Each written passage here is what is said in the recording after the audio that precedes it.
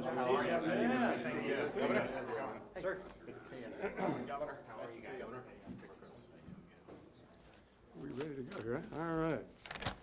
Well, good morning, everybody. We're excited to have you with us this morning, and what a great honor it is to have our Governor DeSantis, and Secretary Mark Inch is with us as well. It's the second time within 6 months, and so we're really excited to have you. And we have a number of our distinguished guests, Representative Cord Bird and Representative Duggan, and we have Travis Cummings. All of these have been tremendous champions of our work. So we're honored to have all of you with us today. Robert Blunt is here, I think, somewhere. He runs our Ready Fork Tallahassee operation, and we thank you, as well as we have Melissa Nelson. Where's Melissa? Melissa Nelson, our state attorney. So grateful to have, and so many wonderful partners that make this work happen. 21 years ago, we began working in this community with the idea that we wanted to take a community that was once a vibrant, rich community in the urban core that had really become maligned because of the issues and ravaged by poverty, drugs, and crime. And it was a process that really would require a lot of change. One of the things that we came to see early on was a lot of the folks that we were meeting and doing this work here had one common thread that was happening, and that was they had a criminal record, and they couldn't get a job, and they could not break out of the cycle of crime. Our board saw this as a tremendous opportunity to do two things: to build infrastructure, but also take an opportunity to rebuild some lives. And what we saw from that was pretty remarkable. Not only were they staying on the job, but they were staying out of the jails and prisons. And so we realized that in order to build really, really strong communities, we had to build public safety, which is going to move people back into some of these communities. But we also had to have sustainable economic development programs, jobs, that would really be a big part of that. Our Ready for Work program is really built upon the premise of 4 strategic partners, being our criminal justice partners, is obviously the Florida Department of Corrections, and our judiciary, and our state attorney, and public defender. All of those are really important. But also our faith community, business, and our community partners have really been able to help us address these issues in a significant way. I also want to point out, Governor, that this is really important that we have a deep commitment of public-private partnerships. We have one of our donor, our philanthropic communities, the Advisor Foundation. I got to say, 10, 15 years ago, we were lucky to get a $1,000 check.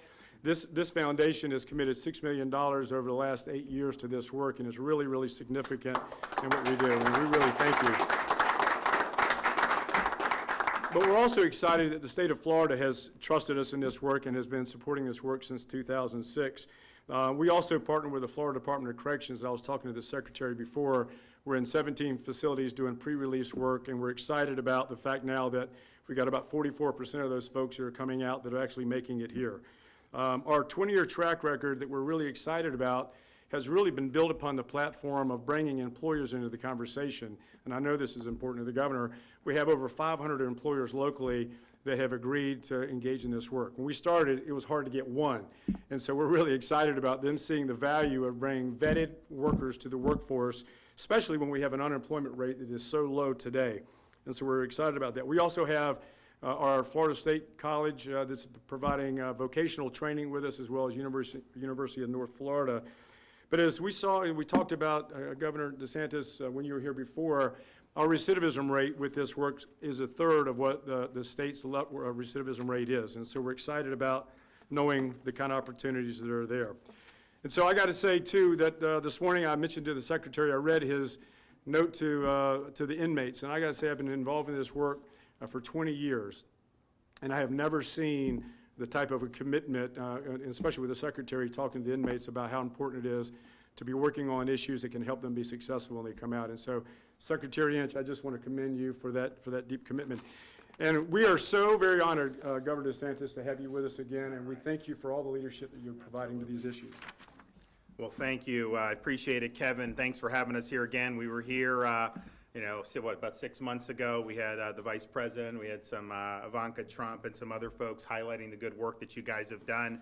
And we obviously statewide want to take the recidivism rate closer to where you are than where we are statewide. I mean, we have about 94,000 inmates in our state's correctional facilities. We do have a declining crime rate, which is obviously good. But we also look at some of these folks who've committed some serious crimes, once they serve their sentence, they're going to be out there. And so do you want them to have a pathway to be productive, or do you want them to be more likely to go back to a life of crime? And the way I look at it is, you have some people who get out of prison who you don't got to worry about because they will never go back. They've learned their lesson, and they're just going to stay. They're not even across the street.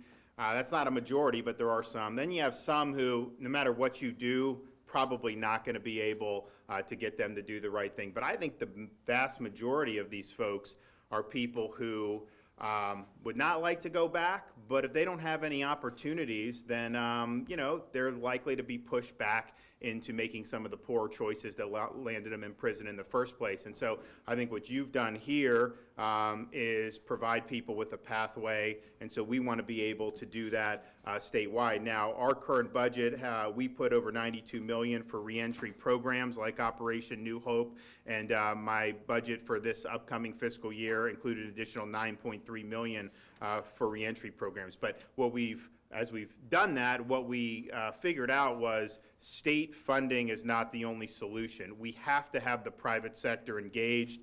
The communities need to be involved. They need to have skin in the game. And so that's what brings us here today. We are going to, in conjunction with the Florida Department of Corrections, create a new direct support organization called the Florida Foundation for Correctional Excellence. And this will be an additional tool that will provide a means to work with private partners and community members to fund career readiness training and reentry programs.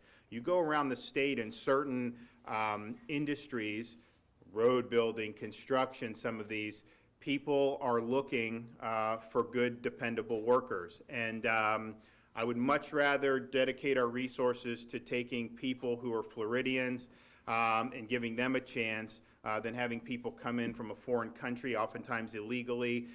So we've got to take care of our own here. But I think what we found is the businesses who have worked with people getting out of prison, who provided the right training and skills, have found that a lot of these folks are very dependable employees. And there have been pockets of really good success throughout the state.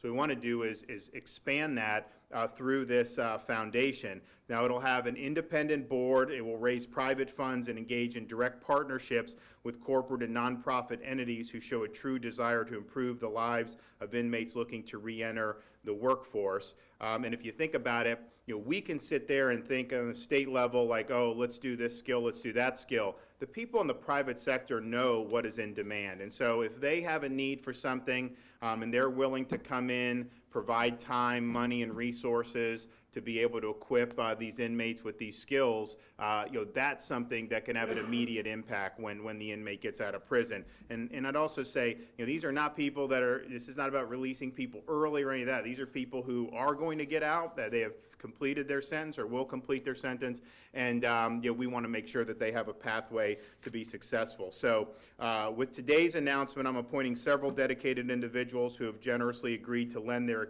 expertise and support as the founding board members of the Florida Foundation for Correctional Excellence. I think 4 of them are here today.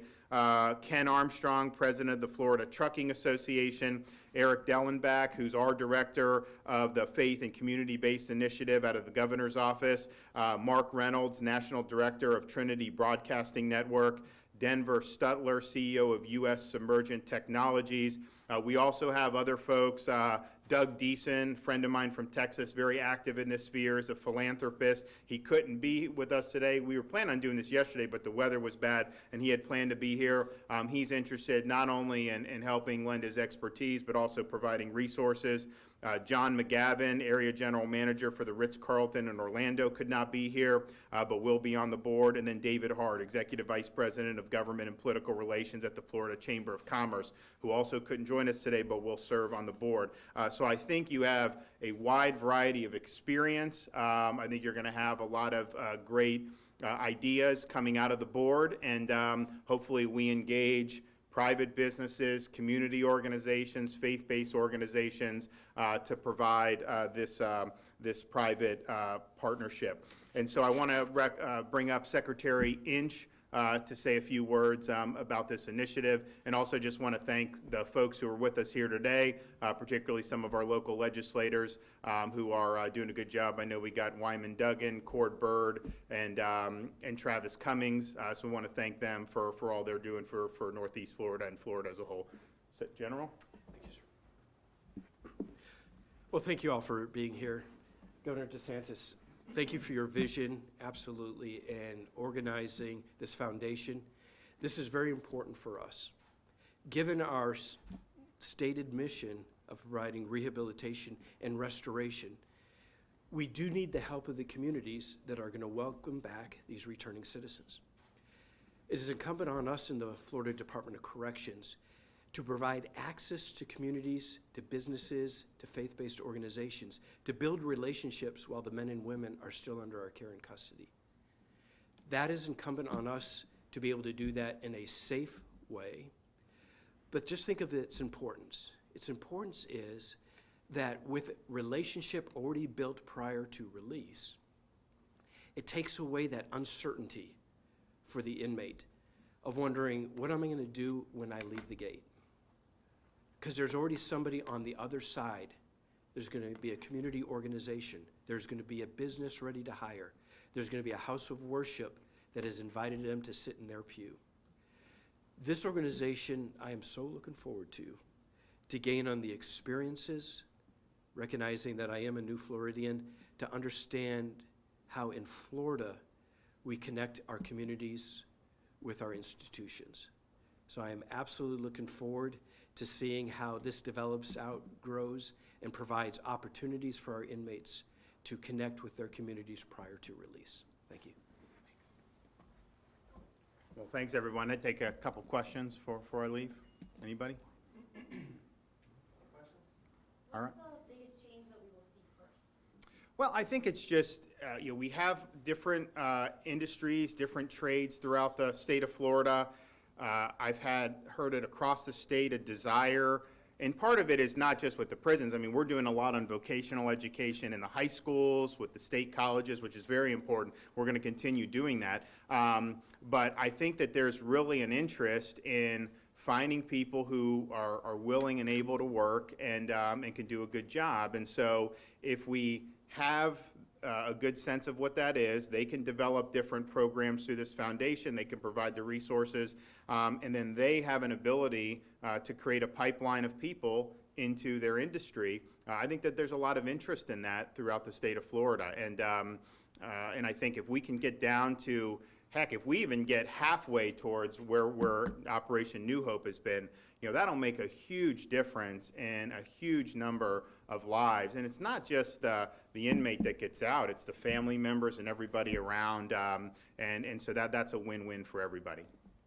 Will this be open to just nonviolent offenders, or how will you make that determination? Well, I think we'll probably, I mean, I think the board will decide that, but I think what Kevin has done here is, you don't only do nonviolent. I mean, there's some offenses where I think that we don't do. So, like, for example, we wouldn't do somebody who was like a child molester or something like that. But we wouldn't just, I don't think we'll have a blanket rule that it's only nonviolent. And it's just because, I mean, you know, there's a variety of different offenses out there. So, but the board, I think, will tackle that. But I do believe that there's, you know, we want to provide a pathway for everybody, because, I mean, if somebody has committed an offense, if you give them a pathway, then they're less likely to go commit that offense again, and that's just, that's what we're looking for here. So it will be more case-by-case basis? Well, I think we'll let the board do it. I think what I would imagine they would do is there'd probably be some blanket exclusions for people like, you know, sexual offenders. Obviously, people who commit really heinous crimes, you know, would not. But, you know, if somebody gets into a fight at a bar and they end up, you know, with an assault and battery, and they have to do some time, you know, that would be somebody that we would not want to just turn the back on, I think, and hope that they can be rehabilitated. But I think all that'll be worked out, you know, once we get the board in place. Thanks, everybody.